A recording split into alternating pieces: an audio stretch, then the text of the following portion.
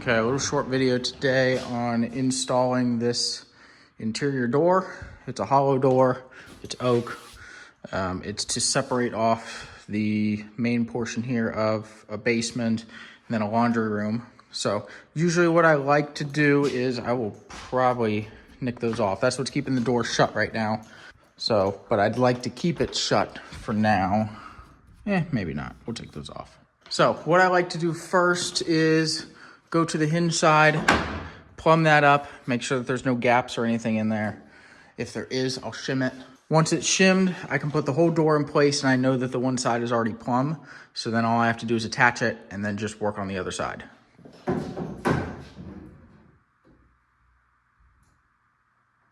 First, I kind of want to mark where my hinges are going to be so that I'm putting the shims to level or to plumb this at about where they're going to be at, because when you suck it in then with the screw on the hinge, then it's not gonna make it like a bow or anything on the side.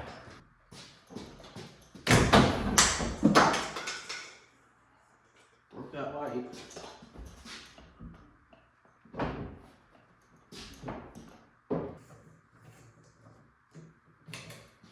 Okay, let's not break that again. A 5/8 of an inch to go back and forth. But we're going to essentially just plumb up the one side and then we can shim. We're going to shim this side and then we can fur out this side if we need to, which we will need to.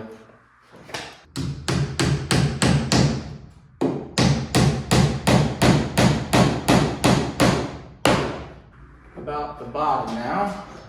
So we'll be able to move that out at whatever desired thickness and then we can fill in the middle.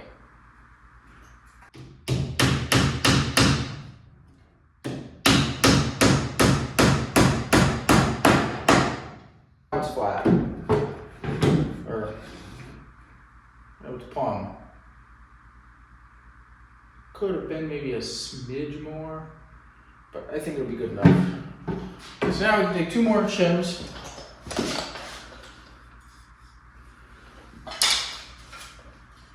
Shove them together, and then just shove them together until they touch this level. A clamp would be nice also. Clamp the level on, but what I'm going to do actually is I'm just going to hold it with my head and just kind of shove these two together.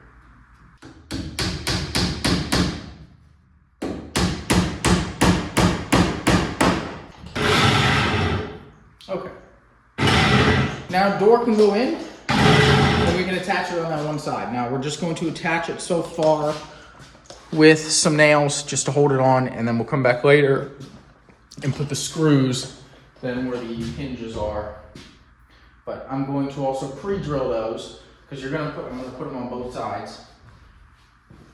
You're going to have one here on the jamb and then one pretty much right behind the door where it's going to be. But I want to pre-drill those so you don't get a crack down the center. So now what I'm going to do is I can drill a pilot hole there. I'm going to drill a pilot hole here, send a nail through there. Now what I'm also going to do is I'm going to take my square and plane it across the drywall to make sure that the jamb doesn't stick any prouder than the drywall. Okay, the nail that I'm going to use is not very big. It's only about 2 inches long. It's mainly just enough to get it in there and hold it so that we can get to the other side and screw it. Now, another thing that you want to make sure of is that you drill this far enough back because you have a 1/2 inch drywall there, so you don't want to be drilling and then just nailing a nail into the drywall.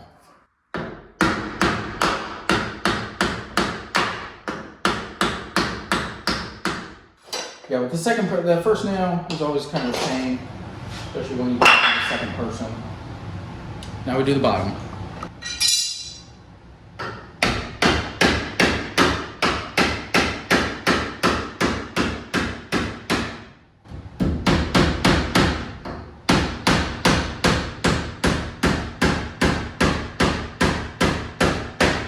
So now what we can do is we can get some longer screws, go to the back side of the door and do all of the hinges.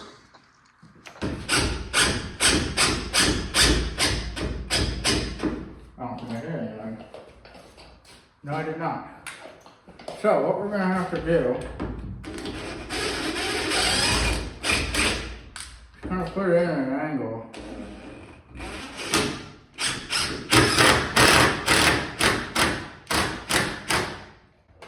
Obviously you don't want to pull it too far out of square. We got a lot of gap up here. Now how is our gap on this side? This side's pretty good through there. But we got a lot of gap here, all the way down. So this needs to be pushed in. Essentially what you could do is you could just figure out your top. And then your top is good. Because your top isn't going to move because you have this upper piece.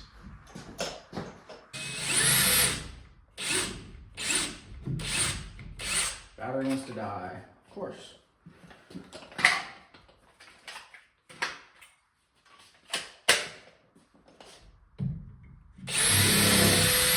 On there. This one here we're going to kind of shove backwards. No.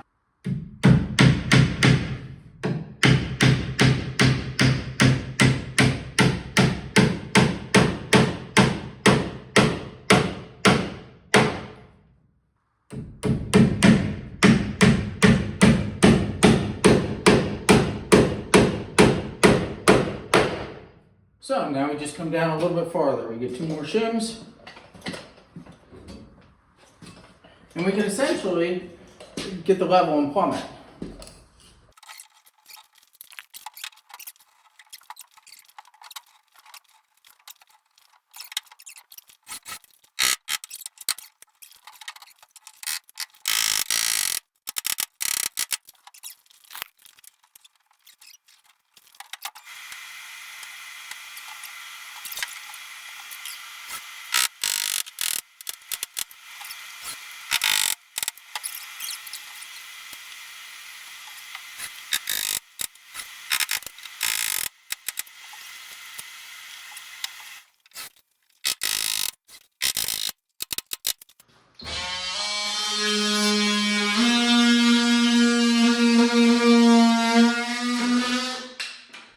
Just make sure that you're not going to score the last like 1/4 of an inch of the inside of the jamb, because you're going to have some sort of a reveal if you're finishing it.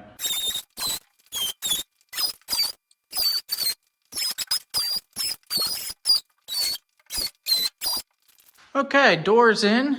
Gap is good enough for where it's at. Obviously, I would have taken a little bit more time if this was kind of a better area, but right in there, it's kind of tight. I made probably this shim come out a little bit too much. And then I should have kept it then at that, but then it opened back up to that, and up here is that, so. I don't install these doors a ton, but when I do, I kind of just wanted to show how I do it at least. I'm open to criticisms, see if there's any easier way to do it or better way to do it. I'm not going to even put anything in the top because, you know, it's not spongy enough to worry about. When the trim goes in, it'll hold it up, it'll be fine. Okay, that's the end of this video with the door. Obviously, whenever you stain it and varnish it, you do that before you put the casing on. So right now, what I would technically do is you take the door off the hinges, stain and varnish the jamb and then the door separately, obviously. And then put the hinges back on. And get a doorknob. That there is a 36-inch door. I wanted to make sure that this door, when I framed the wall, that the door was big enough to where if I needed to get another furnace down in here, it could come through this door. I mean, the door to get down here is only 29 inches wide, so this is kind of overkill. And it is also it's also a left-hand in-swing door. I wanted it to swing all the way open to where then it could go past the hot water tank if it was all the way open. Now, I will probably end up putting a stopper on it somewhere around in here so that it can't just be continually jammed into the studs in here, because this in here is not going to get finished. For now, at least. So I'll put something probably down there on the floor, one of those springy things that you played with as a kid, and then that'll stop that from banging all the way up there. Okay, that's the end of the video with the door. Like I said, give me any tips and pointers if it would make it easier or what you do, and I will see you in the next video.